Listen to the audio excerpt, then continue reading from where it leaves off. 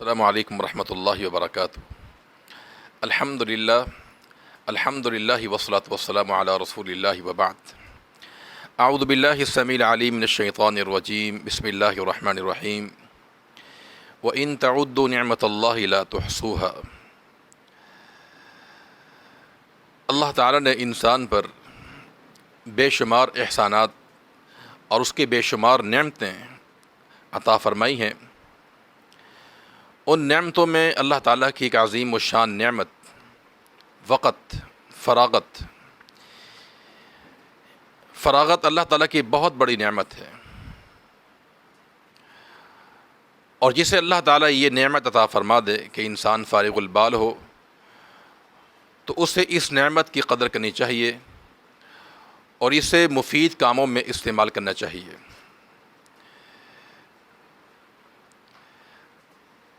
اگر ایک انسان نے اس نعمت کی ناقدری کی، اس کا صحیح استعمال نہ کیا، تو ایسا انسان بڑے خسارے میں ہے۔ رسول اللہ صلی اللہ علیہ وسلم نے اپنی امت کو اس خسارے سے متنبہ کیا ہے۔ چنانچہ آپ کا فرمان ہے کہ نعمتان مغبون فیہما کثیر من الناس، الصحۃ والفراغ۔ دو نعمتیں ایسی ہیں کہ جن کے بارے میں لوگ خسارے کا شکار ہیں۔ ایک صحت، تندرستی، والفراغ، اور دوسری فرصت، فراغت۔ جو انسان ان دو نعمتوں سے فائدہ نہیں اٹھاتا، فرمایا ایسا انسان خسارے میں ہے، نقصان میں ہے۔ آپ یہ بات جانتے ہیں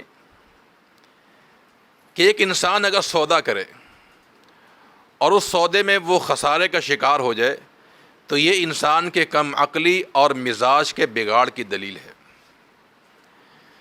کیونکہ انسان کی فطرت میں یہ بات شامل ہے کہ انسان ہمیشہ اپنے فوائد کے لیے بھاگ دوڑ کرتا ہے۔ تو جو انسان بجائے فوائد کو جمع کرنے کے اپنا خسارہ کرے تو یہ انسان کے کم عقل ہونے کی دلیل ہے۔ تو اللہ کے پیغمبر صلی اللہ علیہ وسلم نے اپنی امت کو اس خسارے سے متنبہ کر دیا ہے کہ وہ لوگ خسارے میں ہیں جو ان دو نعمتوں کی ناقدری کرتے ہیں، ایک تندرستی کی اور دوسری فراغت کی، فرصت کی۔ تو اس لیے جسے اللہ تعالیٰ یہ نعمت عطا فرما دے کہ وہ فارغ ہو تو اسے اپنے مفید کاموں میں خرچ کرنا چاہیے، اپنی آخرت بنانے میں وقت کو صرف کرنا چاہیے۔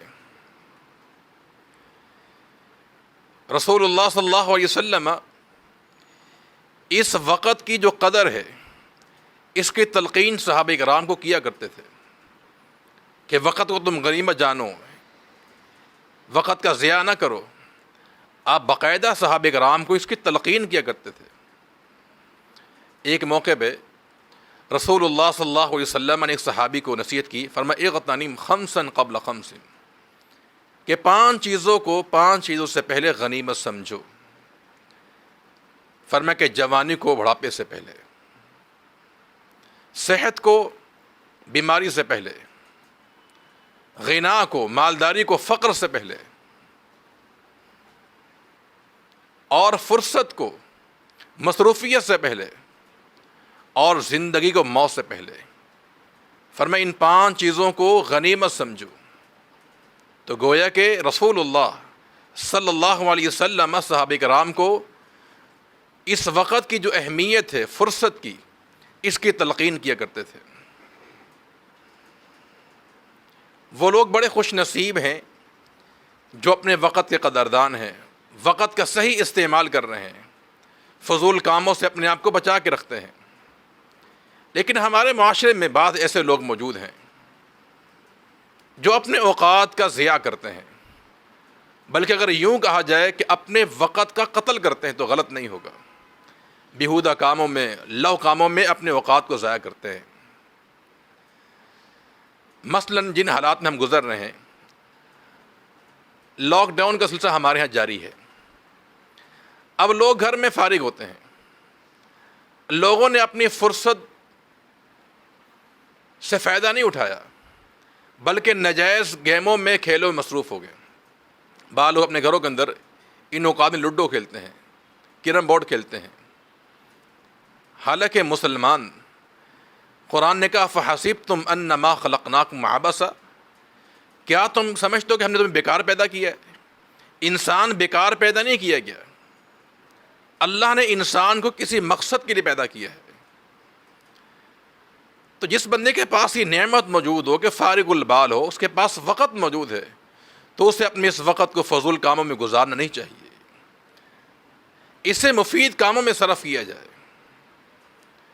اب لوڈو کھیلنا یا کیرم بورڈ کھیلنا یا کسی اور کھیل میں مصروف ہونا صرف اس غرض سے کہ اپنا میں ٹائم پاس کر لوں، اور دیکھنے میں یاد ہے کہ لوگ رمضان کے مقدس گھڑیوں میں کرکٹ کے عمل کرتے ہیں، جبکہ رسول اللہ صلی اللہ علیہ وسلم کا فرمان ہے کہ من لعب بالنرد، جو انسان نرد کا کھیل کھیلتا ہے، نرد کا معنی اہل علم نے کیا ہے کہ ہر وہ کھیل جو لکڑی پر کھیلا جائے، خواہ وہ لوڈو ہو، وہ شطرنج کا کھیل ہو، وہ سنوکر ہو یا کیرم بورڈ ہو، فرمایا کہ اس شخص نے غامس یدہ فی لحم خنزیر و دمہ، اس انسان نے گویا کہ اپنا ہاتھ خنزیر کے گوشت اور خون میں آلودہ کر لیا ہے۔ خنزیر ایک ناپاک جانور ہے، انسان سے چھونا گوارا نہیں کرتا، چاہے جائے کہ اپنا ہاتھ اس کے خون میں اور گوشت میں رنگ لے۔ تو اس لیے مومن بندے کی شان تو یہ ہوتی ہے کہ فضول کاموں سے اعراض کرتا ہے۔ قرآن نے عباد الرحمن کے جہاں اوصاف بیان کیے ہیں وہاں یہ وصف بیان کیا ہے کہ وَإِذَا مَرُّوا بِاللَّغْوِ مَرُّوا كِرَامًا، کہ اللہ کے بندے تو وہ ہوتے ہیں جو بیہودہ کام سے گزر جاتے ہیں عزت کے ساتھ۔ یعنی مومن انسان بیہودہ کام کھیلنا تو دور کی بات، اسے دیکھنا بھی گوارا نہیں کرتا ہے۔ تو اس لیے ہم تمام احباب سے، سامعین سے یہ دعوت فکر دیں گے، نصیحت کریں گے کہ یہ جو لاک ڈاؤن ہے اس کو ضائع نہ کیا جائے۔ اللہ نے یہ آپ کو نعمت دی ہے کہ وقت آپ کے پاس موجود ہے، رمضان کا مہینہ ہمارے پاس موجود ہے، تو اس رمضان کے مہینے کو صحیح گزارا جائے، قرآن کی تلاوت کی جائے، ذکر و اذکار کیے جائے، اپنے گھر والوں کی تربیت کی جائے۔ دیکھیں علماء سلف سے یہ بات ثابت ہے کہ وہ اپنا وقت ضائع نہیں کیا کرتے تھے۔ شیخ الاسلام ابن تیمیہ رحمۃ اللہ علیہ، جب انہیں پابند سلاسل کیا گیا، جیل میں بند کر دیا گیا، اب ان کے لیے وہ ایک لاک ڈاؤن تھا کہ جیل میں انہیں بند کر دیا گیا، لیکن قربان جائیے اس عظیم شخصیت پر کہ جنہوں نے کیا کہ اس جیل میں رہ کر کئی کتابیں لکھیں۔ ان کے تلامذہ سیاہی اور قلم اور دوات پہنچا دیا کرتے تھے۔ ابن تیمیہ رحمۃ اللہ علیہ بجائے پریشان ہونے کے کہ جیل کی زندگی کیسی رہے گی، اس جیل میں رہ کر انہوں نے کئی کتابوں کی تصنیف فرمائی ہے۔ یہ ہمارے اسلاف ہیں، یہ کہ جنہوں نے مشکل اوقات میں پریشانی میں وقت ضائع نہیں کیا ہے۔ ابو تمام، آپ نے نام سنا ہوگا، یہ ایک دفعہ اپنے دوست کو ملنے کے لیے جا رہے تھے، راستے میں برف باری ہو گئی، راستہ بند ہو گیا، اب ان کے لیے لاک ڈاؤن ہو گئی ہے۔ قریب میں ان کا دوست کا گھر تھا، وہاں چلے گئے، اب کئی ماہ لگ گئے راستہ کھلنے کے لیے۔ اس دوران انہوں نے کیا کیا، اپنے دوست کی پوری لائبریری کو چھان مارا اور ایک کتاب مرتب کی جو دینی اداروں میں پڑھائی بھی جاتی ہے، بلکہ اسکول کے نصاب کے اندر وہ کتاب موجود ہے، جسے دیوان حماسہ کہا جاتا ہے۔ اس سے کچھ اشعار جو ہے دینی جو اسکول کے نصاب ہے اس میں بھی موجود ہے۔ امام سیوطی رحمۃ اللہ علیہ نے جلالین کو تصنیف کیا دریائے نیل کے پاس بیٹھ کر۔ تو علماء سلف نے مشکلات میں یا کسی بھی حالات میں اپنا وقت ضائع نہیں کیا ہے۔ تو لہذا کوشش کریں کہ اللہ العالمین نے جو ہمیں موقع دیا ہے اس وقت کو صحیح صرف کیا جائے، اپنی اس سے آخرت بنائی جائے۔ یاد رکھیے ہمارا ایک ایک لحظہ گنا جا رہا ہے، سانسیں ہماری شمار کی جا رہی ہیں۔ انسان کی اصل زندگی ہی انسان کا وقت ہوا کرتا ہے، یہ تو ہماری سانسیں گنی جا رہی ہیں، ہمارا لحظہ گنا جا رہا ہے اور ہمارا ہر عمل لکھا جا رہا ہے۔ یہ آخری بات رسول اللہ صلی اللہ علیہ وسلم کا فرمان ہے کہ لا تزول قدم عبد حتی یسأل عن اربع، کل قیامت کے روز جب تک انسان 4 سوالوں کا جواب نہیں دے گا اس کا قدم بال برابر بھی آگے نہیں جا سکے گا۔ پہلا سوال عن عمرہ، انسان کی عمر کے بارے میں سوال ہوگا۔ دوسرا سوال عن شبابہ، جوانی کے بارے میں، اور ایک سوال عن علمہ، علم کے بارے میں سوال ہوگا کہ علم پڑھا، اس پر کتنا عمل کیا، اور 2 سوال مال کے بارے میں ہوں گے کہ مال کہاں سے کمایا، کہاں خرچ کیا۔ تو انسان کی جوانی اور انسان کے ایک لمحے کے بارے میں سوال کیا جائے گا۔